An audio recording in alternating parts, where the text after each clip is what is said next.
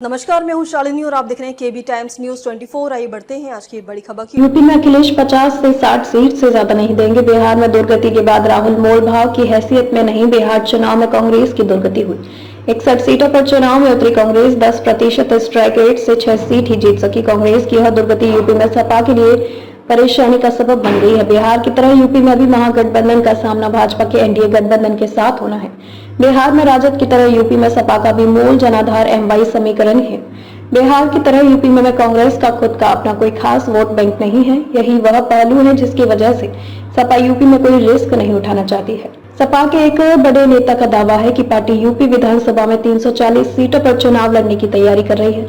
मतलब सहयोगियों के लिए वह अधिकतम 63 सीट ही छोड़ने को तैयार है, जबकि कांग्रेस खुद यूपी की सभी 75 जिलों में सीटों की दावेदारी कर रही है। आखिर सपा खुद क्यों 340 सीटों पर चुनाव लड़ना चाहती है? कांग्रेस की यूपी में राजनीतिक हैसियत क्या वाकई में 63 सीटों से अधिक की नहीं है? पिछले चुनावों में दोनों पार्टियों का कैसा प्रदर्शन रहा था, पढ़िए ये रिपोर्ट।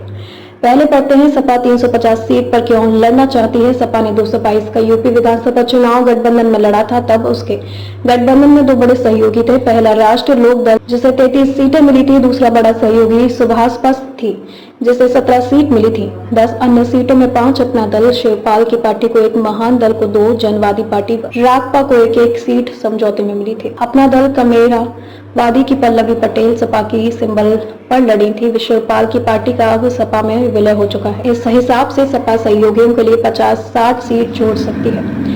मतलब सपा खुद 340 सीट पर लड़ेगी। सपा के एक नेता बताते हैं कि सहयोगियों को संगठन की जमीनी हकीकत के आधार पर सीट मिलेगी। खबरों में अब तक के लिए बस इतना ही। फिर होगी आपसे मुलाकात, तब तक के लिए नमस्कार और देखते रहिए केबी टाइम्स न्यूज 24।